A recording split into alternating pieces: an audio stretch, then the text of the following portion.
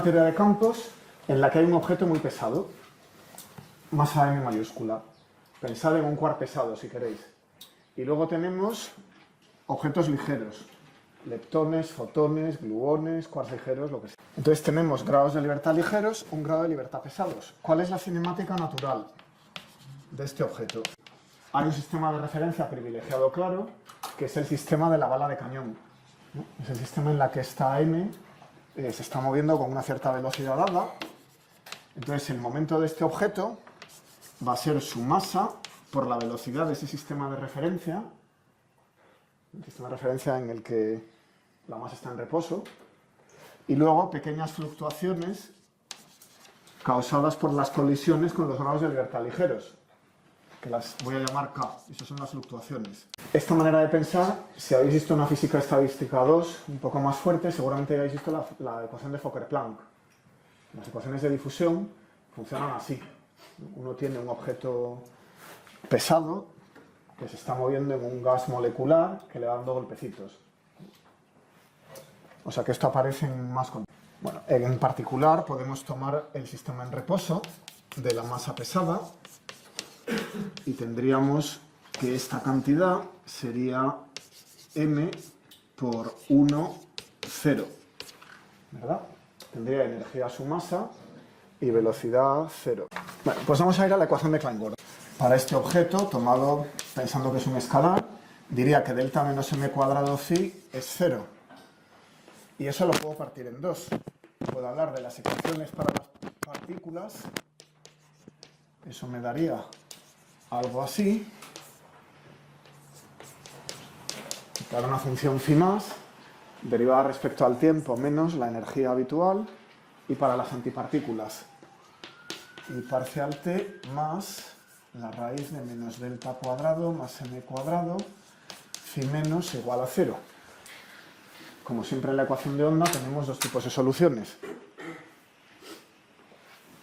Estas las llamaría de partícula y esta las llamaría de antipartícula. Interpretando que la energía negativa es como una partícula que, o sea, si la partícula tiene energía negativa, es como si fuera una antipartícula. ¿Vale? La partícula viajando hacia atrás en el tiempo, el signo me lo llevo de la energía al tiempo, ahora tengo una partícula viajando hacia atrás en el tiempo, yo se lo interpreto como una antipartícula viajando en el sentido correcto hacia el futuro. Bueno, la creación de pares está suprimida. Esto está suprimido. ¿Por qué? Porque cuando tenemos un diagrama así, que quiere crear un par partícula-antipartícula, ese fotón o ese gluón o lo que sea, tiene que llevar la energía al cuadrado proporcional a m cuadrado, más o menos. Luego le escribo una fórmula con un poco más de precisión, pero de momento me quedo con ese argumento, ¿vale? La creación de pares está suprimida. Si quiero que aparezca una partícula y antipartícula, imaginaos crear un par camión-anticamión, ¿vale? ¿Cómo hago para que aparezca un camión? ¿Cuánto del campo cami? Pesa un montón, ¿no? Entonces, encontrar un fotón que se pueda partir en un camión y su antipartícula es hartamente improbable. O sea que en el límite no relativista lo que hacemos es comernos la supresión de pares y la creación de pares. Entonces estas ecuaciones de onda se tienen que convertir de alguna manera en las de Schrödinger, ecuaciones para un número de partículas fijo. Y bueno, la de Schrödinger la voy a escribir ahora mismo. Voy a coger la de partícula, tomo la de arriba y ya no ignoro la de la antipartícula. Voy a decir que este cuanto gordo que tengo en medio de la teoría de campos es la partícula. Y entonces si la expando saco lo de siempre, excepto que esa no es la ecuación de Schrödinger. Si escribiera la ecuación de Schrödinger no tendría esa masa.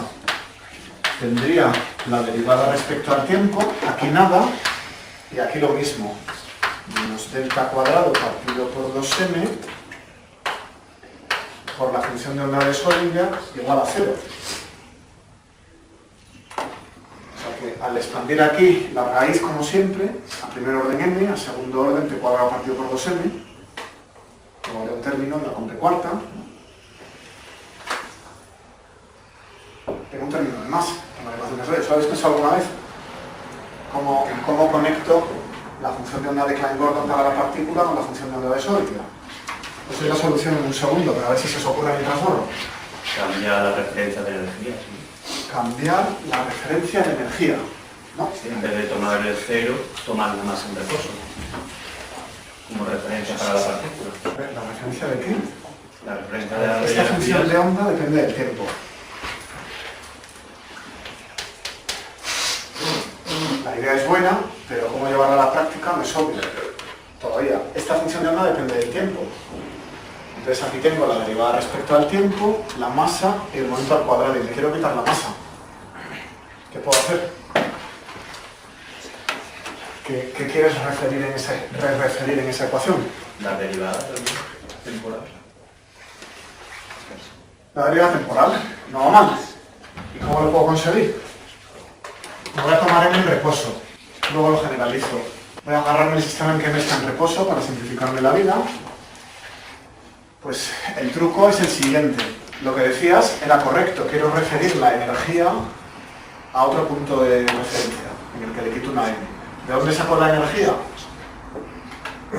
De buscar la función de onda estacionaria, que es la que lleva elevado a menos i et. Elevado a menos i et. Eso me da la idea. Entonces, si lo quiero referir a la energía, lo que necesito es una fase elevado a menos i mt. Esto ahora depende del tiempo. Si fuera una partícula libre, llevaría un elevado a menos i energía libre t y la m se estaría sumando a la e. ¿Vale? Pero eso es más general, no basta, o sea, no estoy especificando que aquí tenga un estado estacionario. Simplemente le estoy quitando un elevado a menos i mt a psi s. Vale, lo meto en la derivada respecto al tiempo, es evidente, y por la derivada respecto al tiempo de esa phi es igual, o sea, y derivada respecto al tiempo de elevado a menos i mt psi s, la lógica va a ser, esto es mi ansatz, la lógica va a ser, voy a sustituir esto, voy a sustituir la ecuación de Schrödinger en esto, y a ver si recupero la de Klein-Gordon. A ver si este ansatz más la ecuación de Schrödinger para la psi s devuelve la de Klein-Gordon. Si eso funciona, este cambio sirve. Y hemos encontrado la relación entre la de Schrödinger y la de Klein-Gordon. Y es fácil. Lo que busco es entonces esto. Y al derivar aquí tengo a m,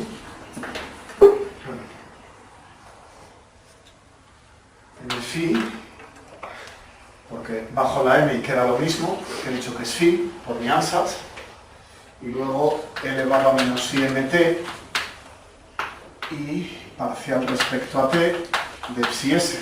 Aplico la regla de Leibniz, la derivada puede entrar aquí o aquí. El primer término es este y el segundo término es este. Y en el primer término he bajado la m y lo que queda vuelve a ser la phi. Ahora utilizo la ecuación de Schrödinger.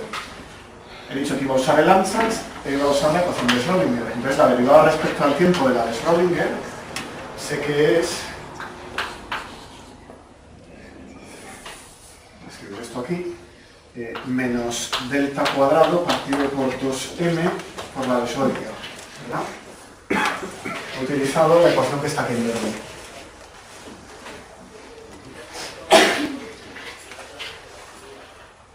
Vale, entonces ahora lo agrupo. Como esta derivada es respecto a las coordenadas espaciales, porque es un laplaciano, pasa a través de la función del tiempo. Puedo cambiar esta derivada al otro lado. Y lo que queda vuelve a ser la exponencial por psi s, que por ansatz es la phi. Entonces encuentro que i parcial respecto al tiempo de phi es igual a m menos delta cuadrado partido por 2m de phi. Pero esa en efecto es la de Klein-Gordon. Así que ese es el cambio. Está funcionando. Con este ansatz y la ecuación de Schrödinger recupera la de Klein-Gordon. Así que para pasar de una función a otra, lo que tengo que hacer es un repasaje. ¿Vale? ya lo tenemos. Entonces, para tomar el límite no relativista de la ecuación de Klein-Gordon hay que hacer dos cosas. Un refasaje del campo que me lleve a la función de onda de Schrödinger y simplificar la ecuación de Klein-Gordon para la partícula o para la antipartícula, según la que tenga, porque a lo mejor lo que tengo es solo una antipartícula. O la una o la otra, la que tenga, elijo la ecuación y expando la raíz, como hemos hecho siempre. ¿Se ve? Vale, pues esto era a velocidad cero. ¿Qué pasa ahora si se mueve el objeto?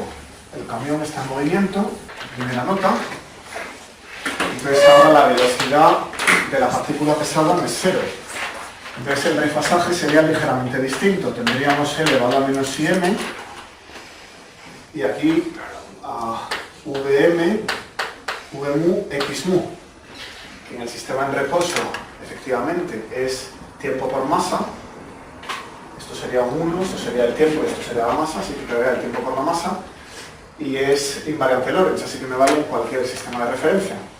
Multiplicado por el equivalente a la función de onda de Schrödinger, pero en movimiento con velocidad v. ¿Vale? Esto sería una transformación de Galileo de la función de onda de Schrödinger.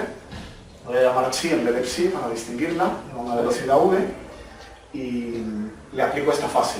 Y con esa fase obtengo la de Klein-Gordon para la partícula gorda en movimiento.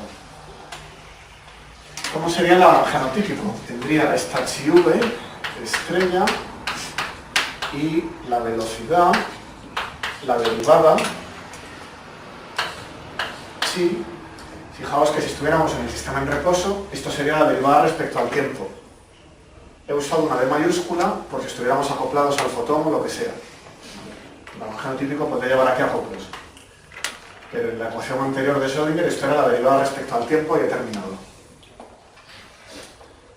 Y luego un término de masa, 1 entre 2m, chi v estrella,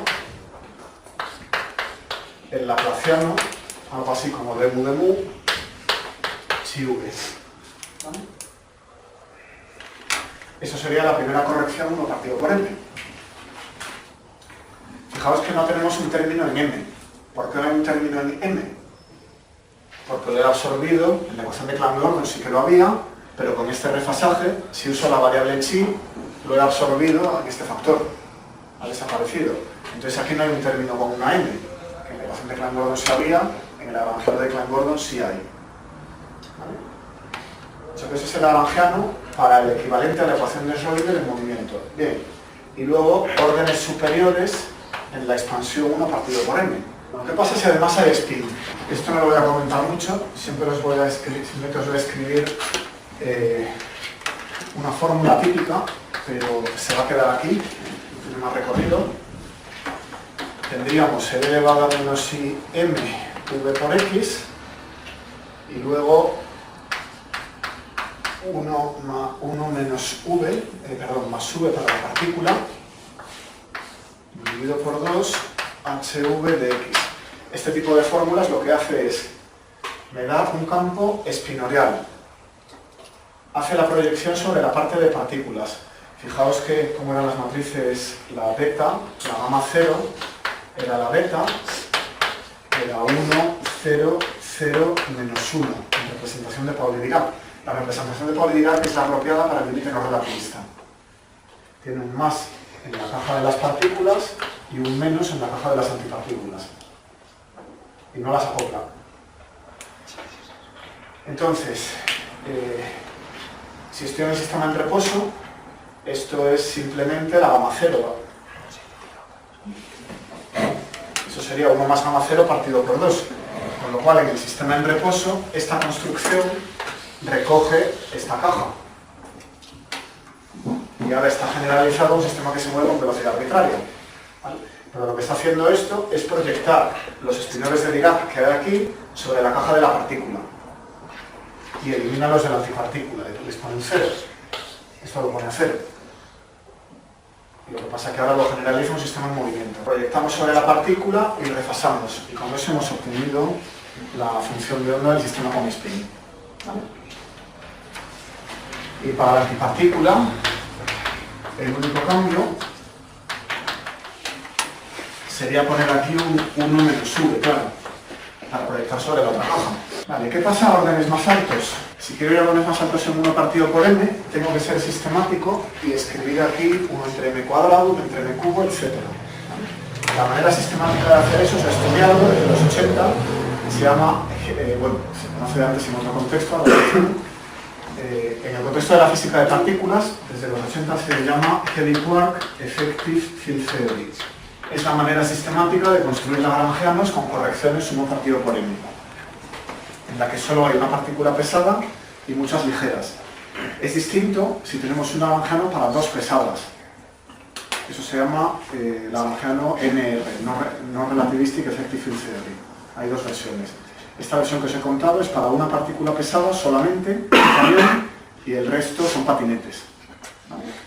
Luego hay otra versión para 2 camiones. ¿Qué pasa si los camiones interaccionan? Pues claro, si tienen igual masa, entonces cuando colisionan sí que pueden retroceder. Si un camión colisiona con un patinete, retrocede el patinete, el camión no.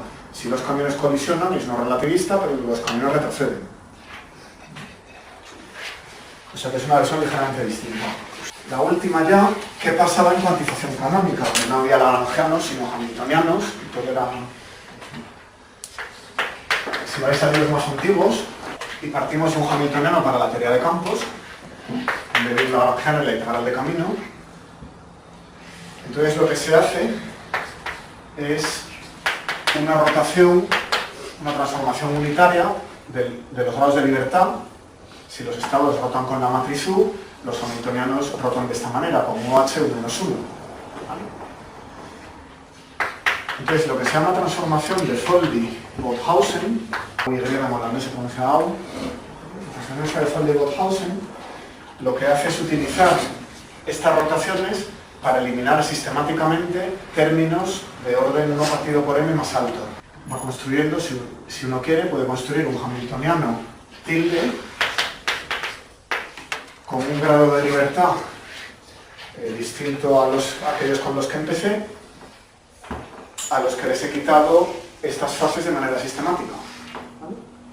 Aquí le he quitado la fase de una sola partícula con masa m. Esto en el fondo es una transformación unitaria. O sea, esta ecuación la puedo escribir como phi igual u psi v. Lo que pasa es que es trivial, solo es una fase. Pero si tengo un hamiltoniano con un montón de ingredientes, un montón de estados posibles, esta u se convierte en una matriz. Es una transformación de Foldy-Wolfhausen, si lo buscáis en mi libro. Hay capítulos enteros escritos sobre esto. Bueno, ¿cómo es el propagador? Si tengo un lagrangiano no relativista de estos, ¿qué aspecto tiene el propagador? Tenemos un lagrangiano no relativista que va a ser psi conjugado, va a ser de la partícula, voy a poner el más, parcial respecto al tiempo, menos laplaciano entre 2m, psi t. Lagrangiano libre para una partícula no relativista. Como siempre, tomamos el inverso, miro el bilineal, quito los 2 campos, esto es un más, miro el bilineal, quito los campos, lo que queda es un operador diferencial, lo invierto, eso es el propagador, ¿verdad? Así que sería la i entre i parcial t menos delta cuadrado partido por 2m más i epsilon. Y como siempre lo pasamos a espacio de Fourier, que es como se invierten los operadores diferenciales lineales. Y la transformada de Fourier sería i entre e menos p cuadrado partido por 2m más i epsilon. Esta p es el trivector, no es el p cuadrado de la teoría de Lorentz, en espacio de Minkowski. A comparar con el de Feynman. ¿Os acordáis cómo era el de Feynman? El relativista era i entre p cuadrado menos m cuadrado más i epsilon, que incluía 2 partes, la de la partícula que he puesto ahí y la de la antipartícula, sumadas. ¿Vale? Se combinan los 2 polos y da esa estructura. Aquí tengo p0 cuadrado menos p cuadrado. Bueno, ese propagador solo propaga partículas, porque ese lagrangiano solo tiene partículas. Si quiero que además haya antipartículas, le tengo que sumar otro trozo. Si quiero que propague antipartículas, necesito un trozo con psi menos. Le tendría i parcial t menos delta cuadrado partido por 2m. No son soluciones de partículas que viajan a través del tiempo, ya he puesto el signo correcto de la energía, pero las tengo que interpretar como partículas de carga contraria, antipartículas. Entonces la teoría no relativista tendría para las partículas esto, para las antipartículas esto, y no se hablaría, no se pueden aniquilar. Aniquilarse tienen que ir para crearse el par, aniquilarse podrían emitiendo una lluvia de grados de libertad ligeros, un montón de fotones o lo que sea, pero ya crearlo sería muy difícil, sería un montón de energía, estamos suprimiendo. Vale, entonces ahora una sección eficaz que nos enseñe esa supresión. Voy a escribir los que dices partículas anteriormente, cuáles han contado. Ejemplo de esta supresión de la creación de pares, electrón-positrón para dar muones de carga distinta. Lo tenéis en la ecuación 13.77 del libro de Schwarz, tomando la masa del electrón a cero. El electrón es el grado de libertad ligero, este es el patinete, y el muón, que tiene una masa de 105 megaelectronvoltios, 200 veces más pesado, es el camión. ¿De acuerdo? Vale, la sección eficaz es la siguiente. Alfa cuadrado es un proceso electromagnético. Hay cargas eléctricas, así que eso va por un fotón. Luego tenemos la raíz de 1 menos n cuadrado entre e cuadrado por 1 más n cuadrado entre e cuadrado más 1 menos n cuadrado entre e cuadrado coseno cuadrado de teta. Y la voy a comparar con la sección eficaz de Rutherford. Teníais un diferencial de sigma respecto a omega igual e cuarta 64 pi cuadrado v cuadrado p cuadrado por el seno a la cuarta de teta medios. La de Rutherford representaba este proceso. Un potencial fijo, blanco, o sea, un objeto de masa infinita, este no se mueve, el intercambio de un potencial de Coulomb con una partícula ligera. ¿Vale? Típicamente una partícula alfa, un electrón, lo que fuera. ¿Os acordáis de la Rutherford, no? ¿Qué veo por aquí? La energía al cuadrado en el centro de masas. Eso incluye la masa del muón. O sea, esto empieza mayor o igual que 4 veces la masa del muón. Lo estoy viendo aquí. Aquí tengo un factor de umbral. Este término tampoco está en la fórmula de Rutherford, esto viene del spin del muón. Como es un proceso entre partículas de spin medio, hay un término que depende de la distribución angular. Es un acoplo entre el momento angular y el spin. Dimensiones también, ambos son procesos de orden alfa cuadrado. Aquí tengo una carga del electrón a la cuarta que podría convertir en un alfa cuadrado. Pero la diferencia que veo es que esto tiene una fuerte divergencia hacia adelante cuando el ángulo es pequeño y a pequeña energía, pero esta energía es la energía del electrón, no es la energía total del sistema. Esta P se refiere a la energía que entra por aquí. Sin embargo, esta energía al cuadrado en el centro de masas se refiere a esta energía, que es toda esta energía, que es toda esta energía. Luego lleva la masa del muón. O sea que eso es un factor que suprime la sección eficaz. Entonces, en el límite no relativista, la producción de muones está suprimida. Los par electrón-positrón no tienen bastante energía para darme los muones. Bueno, cierro esto. Cuando quedan 10 minutos, os voy a contar el que la serie perturbativa no es convergente. Le podéis preguntar al profesor de análisis funcional que os haga un poco más de detalle las series asintóticas. Yo voy a dar un apunte de 2 minutos. Vale, pues voy a empezar en electrodinámica. En electrodinámica cuántica voy a tomar un observable genérico que vamos a llamar F. Y lo expando en potencias de cuadrado, en serie de Taylor, a construir una serie de potencias alrededor de E igual a 0. El acoplo es pequeño. Entonces ese observable, como función de cuadrado, podéis pensar, por ejemplo, en esta sección eficaz, esto es un observable, y aquí dentro hay una carga del electrón a la cuarta. Así que este observable está expandido a orden E a la cuarta. A órdenes más pequeños no tiene ninguna contribución, es 0, y a órdenes más grandes habría correcciones, es sexta y octava o lo que sea. Venga, pues f cuadrado Pongamos que empieza a orden e cuadrado,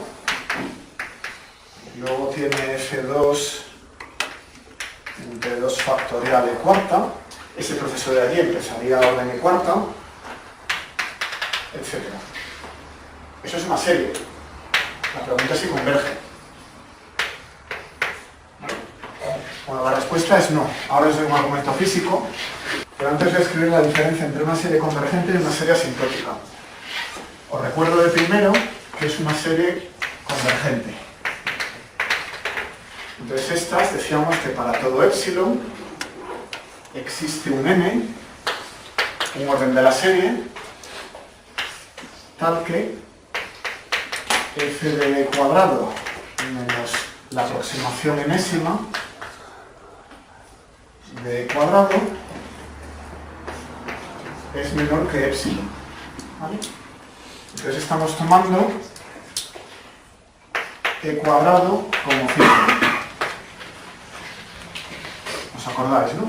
La serie convergía si para cualquier epsilon hay un orden lo bastante alto, tal que ya los términos restantes de la serie no me pueden sacar de un intervalo de radio epsilon alrededor del límite.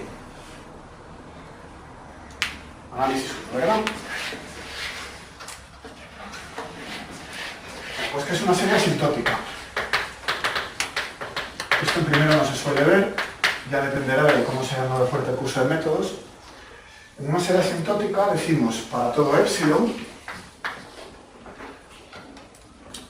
existe un e cuadrado, fijaos en la diferencia, antes era un n, ahora es un e cuadrado, lo que es una carga lo bastante pequeña, ¿vale?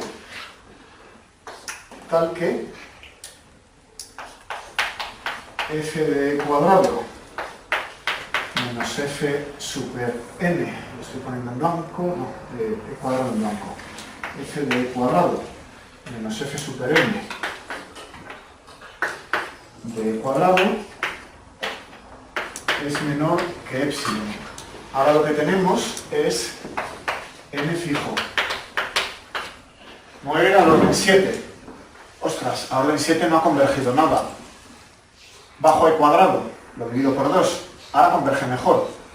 Vuelvo a bajar e cuadrado, lo vuelvo a dividir por 2, ahora converge mucho mejor. ¿Vale? O sea que me fijo a un orden y bajo e cuadrado lo bastante para que hasta ese orden haya convergido. Eso es una serie asintótica. Entonces, en las series convergentes me puedo ir a un e cuadrado arbitrariamente grande y tengo que sumar suficientes n's para converger. En las series asintóticas eso es inútil. A lo mejor hasta el término 4 converge y luego se va a infinito, empieza a diverger. Pero, fijándome en orden fijo, puedo bajar e cuadrado y conseguir que converja. ¿Vale? Bueno, pues creemos, no hay una demostración general hasta donde yo sé, que en teoría de campos las series perturbativas de QCD, de QED y tal son asintóticas. Voy a ver el argumento de Dyson físico. Esto es de 1952. Pues imaginaos que cambiamos el signo de la constante de acoplo al cuadrado. Voy a hacer esa modificación en la teoría. Eso haría que las cargas de igual signo se atrajeran y las cargas de signo distinto se repelieran.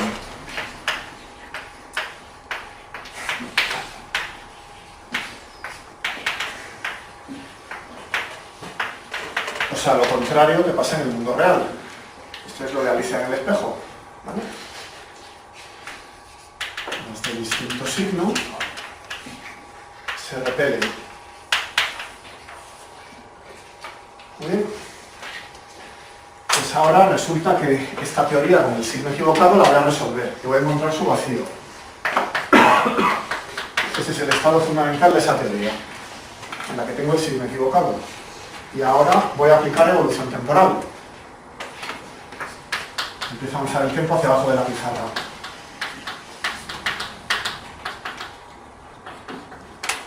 Como tenemos una interacción, voy a producir un par de cargas. Con alguna probabilidad aparece un par más o menos. Normalmente ese par en la teoría correcta, en la de e cuadrado positivo, fluctúa y se vuelve a absorber. ¿Vale? Solo puede vivir el tiempo que le permite el principio de incertidumbre de Heisenberg. Pero ahora en esta teoría, como esas dos cargas se repelen, se empiezan a separar. ¿Hasta cuándo? hasta que el potencial me devuelve la energía que me costó su masa. ¿Vale? Cuando estén lo bastante lejos, el potencial está trabajando a mi favor, las está empujando, y de repente las pone en la capa de masa. Entonces al principio de Heisenberg da igual, porque ahora son físicas, hay una conservación. La energía ha salido del potencial y ha aparecido en la masa. Y eso se repite. Así que el vacío ha dejado de ser vacío. Está expulsando partículas positivas y negativas a infinito. Y ganando infinita energía al hacerlo. ¿Vale?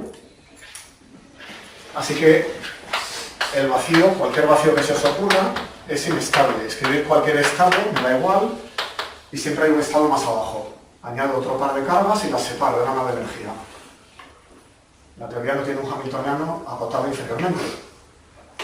Es inestable.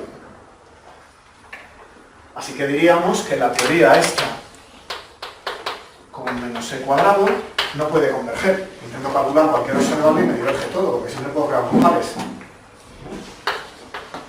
Esta teoría no me permite calcular de manera convergente observables. Y ahora pienso un poco en la teoría de funciones analíticas y digo que si tuviera una expansión en serie que convergiera en un intervalo, como sabéis de análisis complejo, de variable compleja, vamos a extender la variable cuadrado al plano complejo. Y dice Dyson, si aquí todo diverge y aquí intento tener un intervalo en el que converja, esto es el cuadrado positivo, y digo que hay un intervalo donde converge, pero para el cuadrado negativo diverge. Eso es imposible. Porque en la teoría de funciones analíticas sé que la convergencia es en discos. Y si la serie de Taylor alrededor de este punto converge aquí, tiene que converger también en un disco de igual radio alrededor de ese punto. Pero eso no le impide la divergencia que acabo de proponeros. Con lo cual no puede ser convergente. Ese intervalo no puede existir. El radio de convergencia, en la jerga del análisis complejo, el radio de convergencia de estas series es 0. Solo está bien definida la teoría libre. En cuanto pongo un e cuadrado, lo que tengo es una serie asintótica. ¿Vale? O sea que lo malo es que la física sabe cuál es su e cuadrado. Mi e cuadrado está aquí. Entonces en QED se puede calcular con precisión altísima, pero creemos que eventualmente esa precisión no podrá seguir mejorando. Bueno, hasta ahora, lo curioso es que hasta fecha de hoy este fenómeno no se ve mucho. Si uno calcula la constante de acoplo en QCD, lo que va viendo es, está calculado hasta el 4 o 5, parece una serie convergente, pero sospechamos que a un orden lo bastante alto pasa a ser divergente. Bueno, pues quien quiera que venga el próximo día debería empezar a calcular diagramas a segundo orden de teoría de perturbaciones. Vamos a intentar hacer renormalización ya en teoría de campos.